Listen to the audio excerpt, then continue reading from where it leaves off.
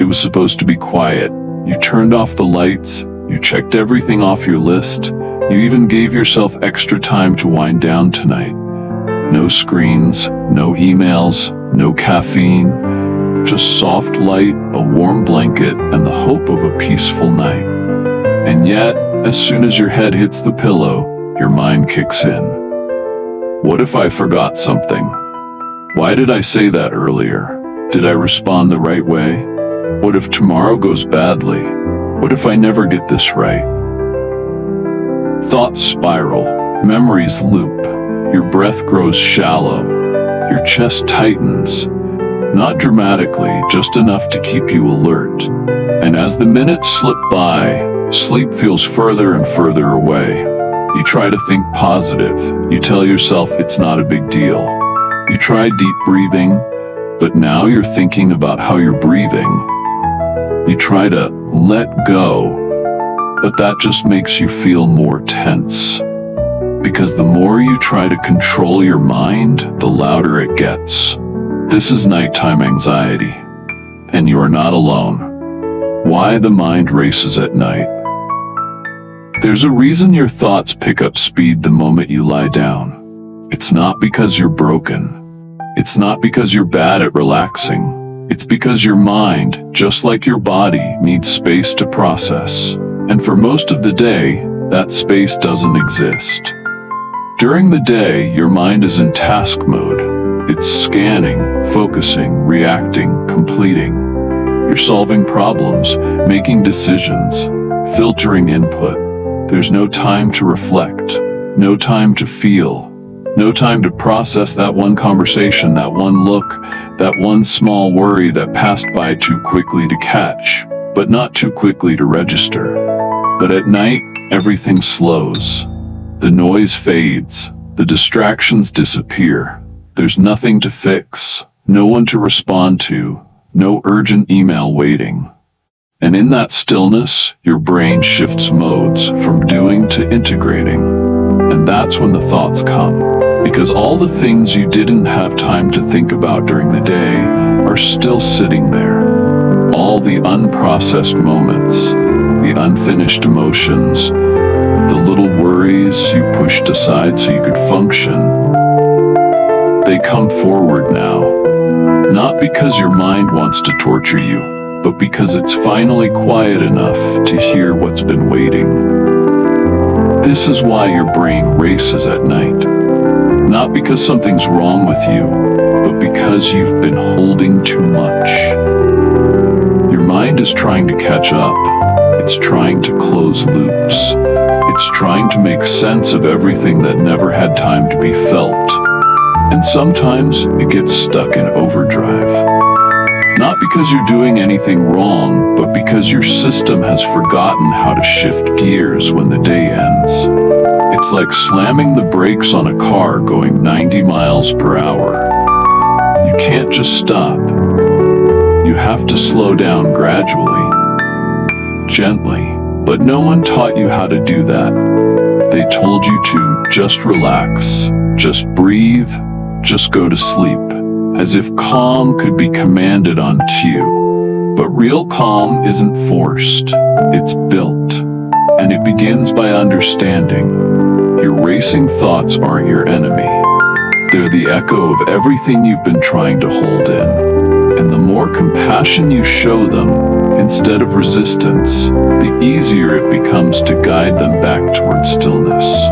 In the next part, we'll explore what's actually happening inside your body when nighttime anxiety takes over. Why your nervous system reacts the way it does, and how your biology affects your sleep more than your thoughts do.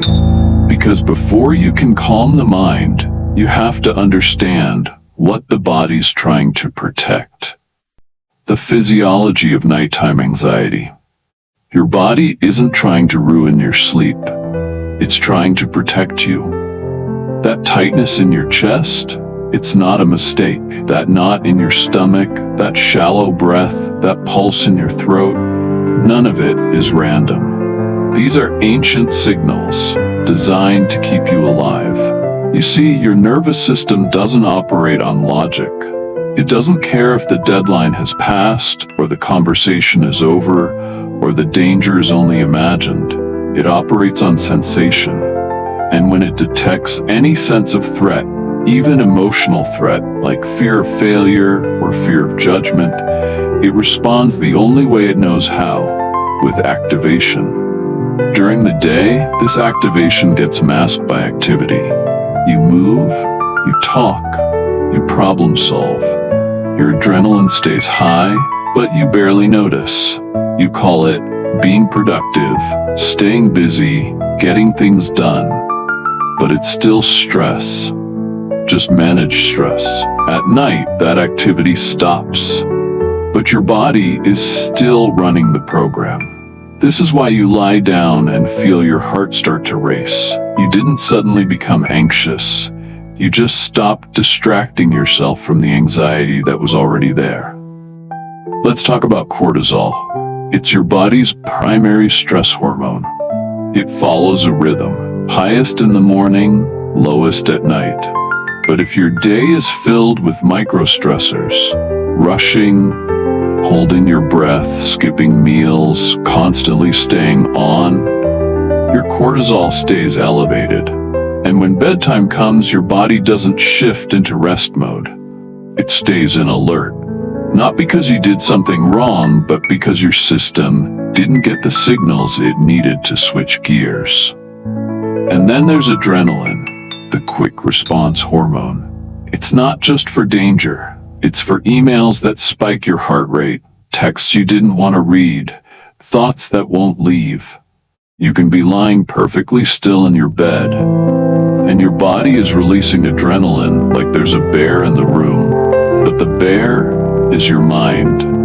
The bear is the fear of tomorrow, or regret, or loneliness, or shame. And the body can't tell the difference between physical danger and emotional fear. That's the key. To your nervous system, I'm not enough feels the same as I'm not safe. That's why telling yourself to just relax doesn't work. Because your body isn't tense by choice. It's tense by design. It believes it's protecting you. And unless it receives a signal of true safety, not logic, not explanation, but sensation, it won't release. This is also why you feel wired but exhausted, because your stress response is overactive, but your resources are depleted. Your system is in high alert with no fuel. And the result is what you feel at 11 p.m., 1 a.m., 3 a.m. Restlessness, racing thoughts, a mind that won't stop, a body that won't let go. But the good news is this: just like your body learned to protect, it can learn to soften. And it doesn't take willpower. It takes practice, repetition, small cues of safety that over time build trust. Trust that it's okay to release. Trust that it's okay to rest. Trust that you don't have to be on guard all the time. In the next part, we'll talk about why trying to think your way out of nighttime anxiety often makes it worse, and what to do instead. Because the mind may be loud, but the body is where calm begins. From thoughts to safety, why logic doesn't help. Your mind is clever. It's fast, articulate, analytical. It can replay, reframe, reorganize, rationalize. And when nighttime anxiety hits, your first instinct is usually to use that mind to fix the problem. I just need to stop thinking like this. Let me list out what I'm grateful for. Okay, just calm down. It's not a big deal. Think of something positive. Think of the beach. Think of nothing. But here's the problem. Your nervous system doesn't speak English. It doesn't understand logic. It understands experience. You can tell yourself 100 times, there's nothing to worry about. But if your breath is shallow, your muscles are tight, and your heart rate is elevated, your body still thinks it's in danger.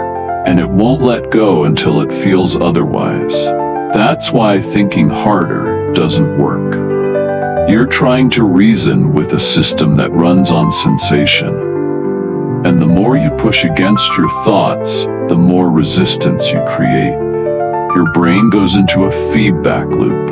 It thinks something must be wrong, because why else are you trying so hard to convince it everything's fine? It's like standing in a burning room repeating, "There's no fire, there's no fire."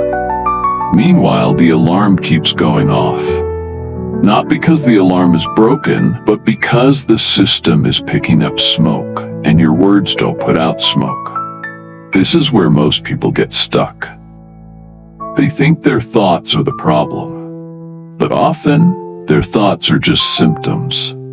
The real problem is the lack of safety, the lack of calm in the body, the feeling of unfinished stress cycles, unspoken emotions, tension that's never been discharged. So if logic doesn't work, what does? You start with the body, not with force, not with manipulation, not breathe deep to make the thoughts go away. That's still control. You start with presence, with sensing, with gentle awareness. You notice the breath, not to fix it, but to feel it. You scan your shoulders, your jaw, your belly, not to force relaxation, but to let those areas know, I'm here, I'm noticing you. And slowly, the body begins to believe it is allowed to settle. Because safety isn't a concept, it's a felt experience. When your body feels safe, the mind naturally slows down. Not because you forced it, but because there's no longer anything for it to protect you from. So the next time your mind is racing at night, ask yourself, am I trying to control this with logic? And if the answer is yes, pause. Place a hand on your chest, place the other on your belly, and ask, what would help me feel safe in this moment? Not think safe, but feel safe. It might be a weighted blanket, a slower exhale, a whispered reminder, you're not in danger, you're just overstimulated. Because once the body believes it's safe, the mind follows. In the next part, we'll look at the loops your brain gets stuck in at night. The mental spirals that feel endless, and why they're not just random noise, but echoes of things that haven't yet found closure. Because when your mind won't stop replaying, it's often because something in you hasn't felt heard. The story loops that keep you awake.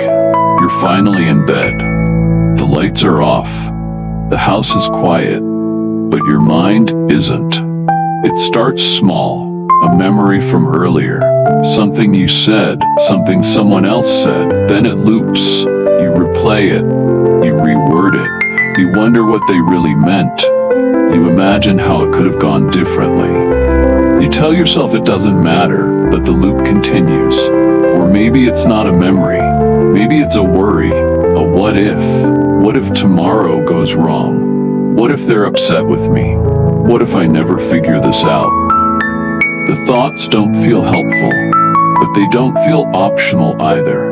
And no matter how many times you tell yourself, let it go, they circle back again and again. These are story loops. Mental reruns fueled by emotions that didn't get a chance to move. The brain doesn't do this to annoy you. It does this because it's still seeking resolution. Your nervous system senses something unfinished, a fear unspoken, a regret unreleased, a situation you couldn't control. So the mind tries to finish the story, but it never can, because the loop isn't about the logic, it's about the feeling underneath. You're not really trying to fix that awkward conversation from earlier. You're trying to fix the feeling of shame it triggered. You're not obsessing about tomorrow's meeting because of the meeting itself.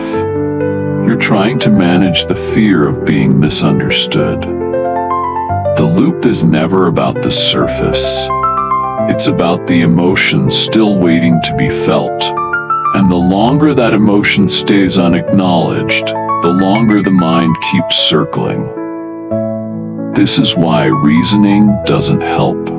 You can't logic your way out of a story loop that's rooted in something unexpressed. But what you can do is shift the question.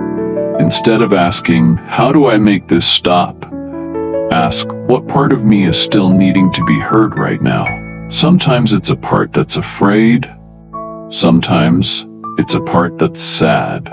Sometimes it's a younger version of you, the child who didn't feel safe, the teenager who wasn't allowed to speak, the adult who's still pretending to be fine. The goal isn't to solve the story, it's to soften the emotional charge underneath it. And you do that by gently naming it. I feel anxious, I feel embarrassed, I feel like I disappointed someone. You don't need to fix it, just name it. Because once it's named, the mind no longer needs to loop around it. It feels seen, and what is seen can begin to settle. So the next time your brain starts replaying that conversation, that scenario, that fear, pause. Put a hand on your chest. Feel your breath and say, this is just a story loop. It's trying to protect me. But I am safe now. You're not crazy. You're not broken. You're just human. And sometimes the brain writes stories when the heart hasn't had a chance to speak. In the next part, we'll gently shift into what to do in those moments. Practical tools you can reach for when the mental noise won't quiet down. Because sometimes what the mind needs most isn't silence, it's anchoring. Anchoring techniques. Grounding the mind gently. When your mind won't stop spinning, you don't need to overpower it. You need to anchor it, not with force, but with invitation. Anchoring isn't about distraction, it's about returning. Returning to something real, something sensory, something now. Because anxiety lives in the future, and regret lives in the past. But safety lives in the present, and anchoring brings you there. One of the simplest ways to anchor is through your senses. You can use the 5-4-3-2-1 method. 5 things you can see, 4 things you can touch, 3 things you can hear, 2 things you can smell, 1 thing you can taste or imagine tasting. You don't have to do it perfectly. Just let your awareness drift from your thoughts into your surroundings. Let your mind feel what your body already knows. You're here. You're safe. Another gentle anchor is breath. Not deep breathing to calm yourself. That can feel forced, but simply noticing your exhale. The exhale is the part of the breath that signals safety. You don't have to change anything. Just place your attention there. I'm breathing out now. Feel the warmth at the tip of your nose, the soft fall of your belly. That's all. You're not trying to fix your thoughts. You're giving your body something steadier to follow. Some people respond better to tactile anchors. If that's you, try bilateral tapping. You can place one hand on each shoulder and tap them gently back and forth. Or tap your knees with alternating hands. This left-right rhythm mimics the way the brain naturally processes emotion. It's soothing, repetitive, and helps your system feel contained. Another beautiful anchor is whispered journaling. Not writing full paragraphs, just whispering your thoughts softly, like a stream of consciousness. I feel anxious. I don't know why. I think I'm afraid I messed up. I want to sleep. I just want peace. You can even write these words slowly in a notebook, not to analyze, but to release. You're not trying to make sense. You're trying to unload the emotional weight your mind is carrying. Sometimes the most grounding thing is touch. A weighted blanket, a warm compress, a hand over your heart. Gentle pressure is one of the oldest signals of safety. It tells the body you are held. And when the body feels held, the mind loosens its grip. You don't have to do all of these. Just one. One small gesture to remind your nervous system that you're not alone with the spinning. You're here. You're paying attention. You're anchoring not to silence your mind, but to help it feel less alone in the noise. These are not tricks. They're not hacks. They're care. They're kindness. They're ways of saying, I know you're overwhelmed, and I'm not going to abandon you in this. In the next part, we'll explore how to build an evening routine, not with pressure or perfection, but as a container, a gentle signal to your mind that the day is over, and that rest is not something to fight for. It's something to come home to. Creating an evening container for the mind. Your mind doesn't shut off just because the clock says bedtime. It needs to feel like the day is truly done, not just on your calendar, but in your body. That's why creating an evening container matters. Not a routine filled with pressure and tasks. A container. A soft, consistent signal that says, we're done now. You're safe to let go. Most people treat nighttime like a hard stop. They brush their teeth, scroll their phones, turn out the lights, and expect the brain to instantly slow down. But your mind needs a winding down runway, just like your body. Think of it like a child who needs a bedtime story, a warm blanket, a quiet voice. Not a command to sleep, but a cue that it's okay to rest. So what does a container look like? It's less about what you do, and more about how you do it. It's about intentionality. You might dim the lights 30 minutes before bed, not because it's a rule, but because it tells your brain, the sun has set, we're shifting gears. You might play the same soft instrumental track each night, not for entertainment, but for association, so that your body starts linking that sound with stillness. You can create rituals that mark closure. Maybe you write one sentence to the day, thank you for what you taught me. Or, you were hard today, but I showed up anyway. Maybe you light a candle for 5 minutes and sit beside it, letting your thoughts flicker and settle. Maybe you whisper out loud, I'm not carrying this to bed. The goal isn't to eliminate thought. It's to give your thoughts somewhere to land before you lie down. So they don't follow you into sleep. So they know this is the end of the day. We'll return to this tomorrow if we need to. But not now. Not tonight.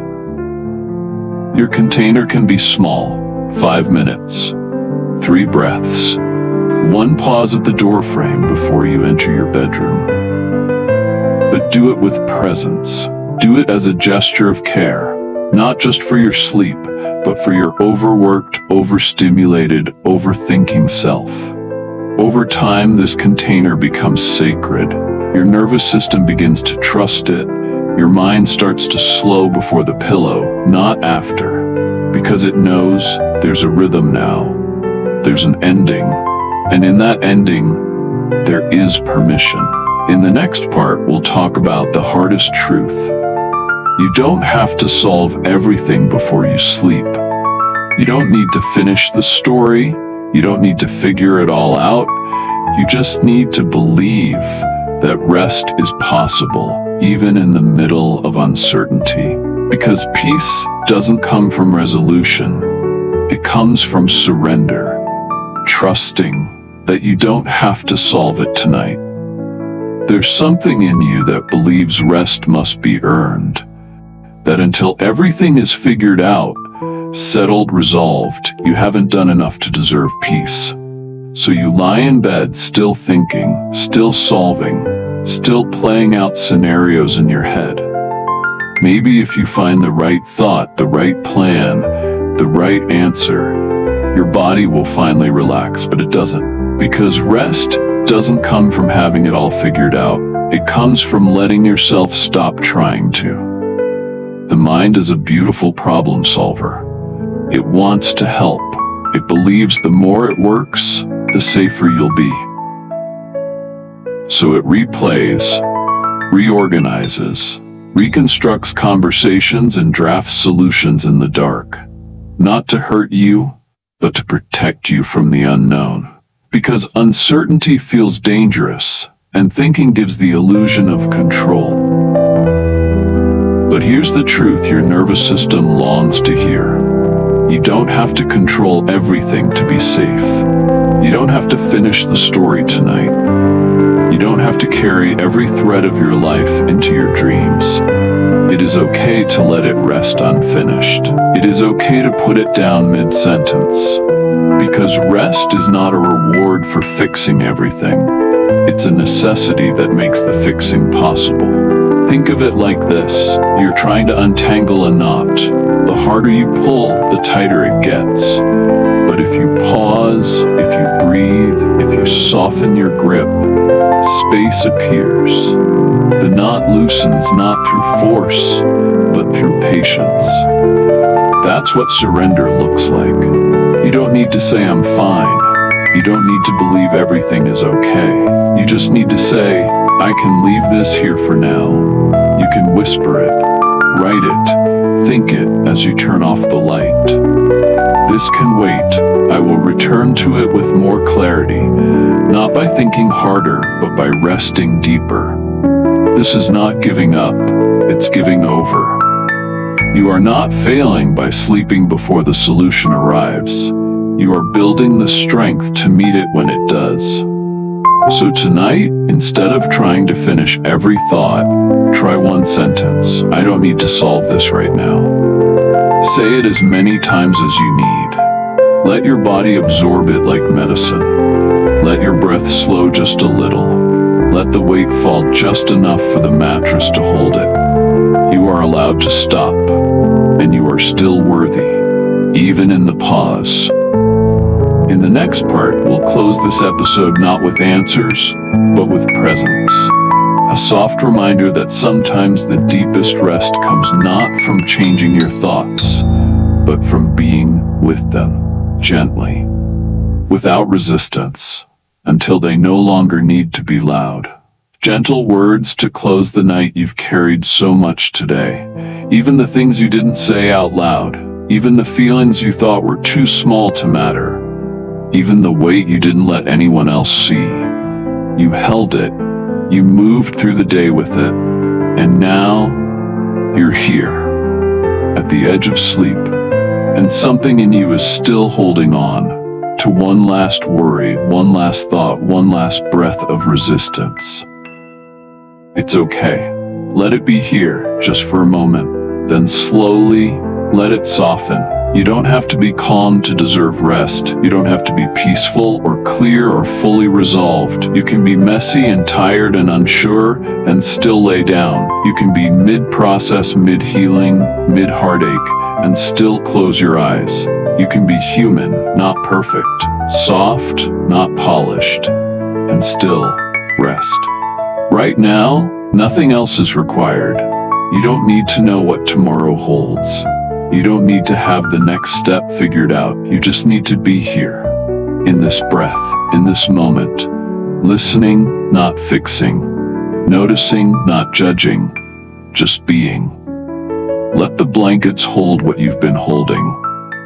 Let the stillness catch what your thoughts couldn't. Let this be the place where effort ends, not because you gave up, but because you're learning to trust that you don't have to hold everything all the time. Your nervous system is learning, breath by breath, that stillness is not dangerous, that softness is not weakness, that you don't have to fight sleep. You can receive it. You can let the thoughts slow. You can let your body be still. You can let the day end, not with control, but with kindness. You are safe here. You are allowed to rest. You're allowed to let go. Just a little more now. And a little more after that. Sleep doesn't have to be perfect. It just has to be real. If tonight's episode helped you soften, even for a moment, I'm so glad you're here. This space is for you, for the version of you who tries so hard all day long and just wants peace when the lights go out. If this felt meaningful, I'd love for you to stay connected. Subscribe to the channel or or follow the podcast so you don't miss the next episode. We'll be diving into how your evening habits shape your internal rhythms and why nervous system repair is the missing key in so many sleep routines. And if you know someone whose mind won't stop racing at night, someone who hides their anxiety under being productive, send this their way. One gentle voice can shift the entire night. I also want to hear from you. Drop a comment below or leave a review. What part of this episode did your body feel the most? What will you try tonight? Sleep doesn't come from effort, it comes from surrender, and you are learning how. Until next time, rest gently and rest true.